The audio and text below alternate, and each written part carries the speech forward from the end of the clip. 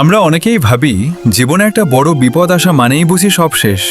আমরা হতাশ হয়ে আল্লাহর কাছে প্রশ্ন করি, হে আল্লাহ, আমার সাথেই কেন এমন হলো? কিন্তু আমরা জানি না, অনেক সময় জীবনের সবচেয়ে বড় অন্ধকারটাই আমাদের আল্লাহর সবচেয়ে কাছাকাছি নিয়ে যায়।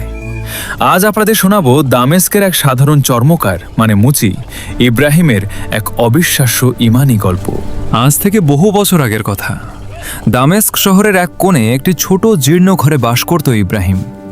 বয়স তার খুব বেশি নয়, কিন্তু জুতো সেলাই আর চামড়ার কাজ করে করে তার হাত দুটো শক্ত হয়ে গিয়েছিল। তার দুনিয়ায় ছিল মাত্র দুজন মানুষ, তার পক্ষাঘাতগ্রস্ত বৃদ্ধ মা আর একটি ছোট্ট ভাঙা মাটির প্রদীপ। ইব্রাহিমের আয় ছিল খুবই সামান্য। সারাদিন কাজ করে যা পেত তা দিয়ে মায়ের ওষুধ আর রাতের এক মুঠো খাবার জুটলে সে হাসি মুখে বলতো, আলহামদুলিল্লাহ, আল্লাহ যা দিয়েছেন তাতেই বরকত। রাতের বেলা সে যখন সেই ভাঙা প্রদীপটি জ্বালিয়ে আল্লাহর কালাম তিলাওয়াত করত, তখন তার মনে হতো দুনিয়ার সব সুখ তার এই ছোট্ট ঘরেই আছে। কিন্তু আল্লাহ তার প্রিয় বান্দাদের পরীক্ষা করেন। হঠাৎ করেই দামেস্ক শহরে এক ভয়াবহ মহামারী এবং দুর্ভিক্ষ দেখা দিল। মানুষের বেঁচে থাকাই যেখানে কঠিন, সেখানে ছেঁড়া জুতো সেলাই করার মতো মানুষ আর রইল না। একদিন, 2 দিন, 3 দিন ইব্রাহিমের দোকানে কোনো গ্রাহক এলো না। ঘরে জমানো যা কিছু আটা আর খেজুর ছিল তা শেষ হয়ে গেল। বৃদ্ধ মা ক্ষুধার কষ্টে কাঁপছিলেন, কিন্তু ছেলের কষ্টের কথা ভেবে মুখে কিছু বলছিলেন না। ইব্রাহিম শহরের বড় বড় ধনীদের দরজায় গেল একটু কাজের খোঁজে, কিন্তু সবাই তাকে তাড়িয়ে দিল। মানুষ যখন চারপাশ থেকে মুখ ফিরিয়ে নেয়, তখন মানুষের অহংকার ভেঙে চূর্ণ হয়ে যায়। চতুর্থ দিন সন্ধ্যায় ইব্রাহিম যখন খালি হাতে ঘরে ফিরল, তখন চারপাশ অন্ধকার। ঘরে তেল নেই, তাই প্রদীপটাও জ্বলছে না। অন্ধকারে সে শুনতে পেল তার মায়ের ক্ষীণ কণ্ঠস্বর, বাবা ইব্রাহিম, আমার খুব কষ্ট হচ্ছে রে। ইব্রাহিম মায়ের কপালে হাত দিয়ে দেখল তীব্র জ্বরে গা পুড়ে যাচ্ছে। ওষুধ তো দূরের কথা, ঘরে এক ফোঁটা পানি ছাড়া আর কিছুই নেই। একজন সন্তানের কাছে এর চেয়ে বড় অসহায়ত্ব আর কি হতে পারে? ইব্রাহিমের বুক ফেটে কান্না চলে এলো। সে ঘর থেকে বের হয়ে আকাশের দিকে তাকালো। আকাশে তখন মেঘ জমেছে, বাতাস হয়ে উঠেছে হিমশীতল। সে আর পারল না। সে তার ঘরের এক কোণে মাটিতে সিজদায় লুটিয়ে পড়ল।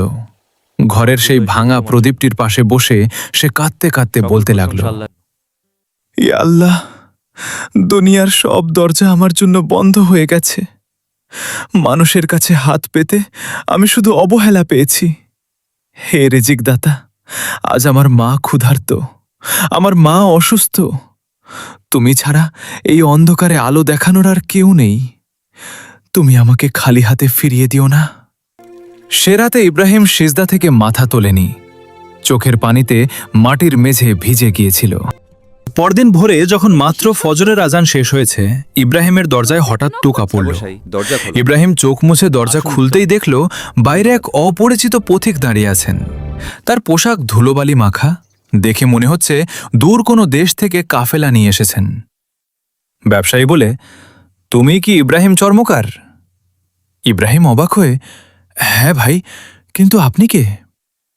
ব্যবসায়ী বলে, আমি বাগদাদ থেকে আসা এক ব্যবসায়ী।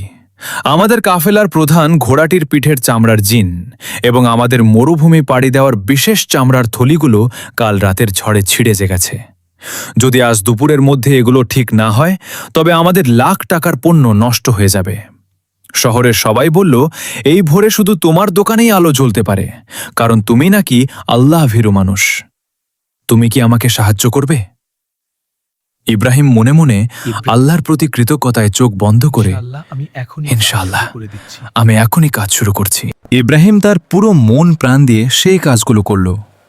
দুপুরের আগেই কাজ শেষ হলে সেই ব্যবসায়ী এতটাই খুশি হলেন যে তিনি ইব্রাহিমকে যা মজুরি দিলেন তা দিয়ে ইব্রাহিমের মায়ের 1 মাসের ওষুধ এবং পুরো 3 মাসের খাবার কেনা সম্ভব ছিল।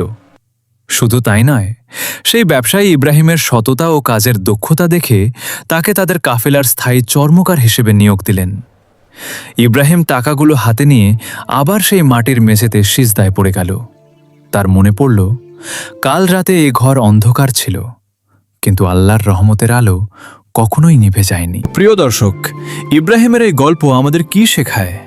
যখন আপনার জীবনের সব রাস্তা বন্ধ মনে হবে, যখন মনে হবে চারপাশ শুধু অন্ধকার, তখন বুঝবেন আল্লাহ চান আপনি মানুষের ওপর ভরসা ছেড়ে দিয়ে সরাসরি তার কাছে হাত পাতুন।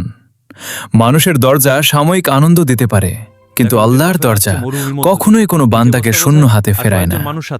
গল্পটি ভালো লাগলে অবশ্যই একটি লাইক দেবেন এবং কমেন্টে লিখবেন আলহামদুলিল্লাহ।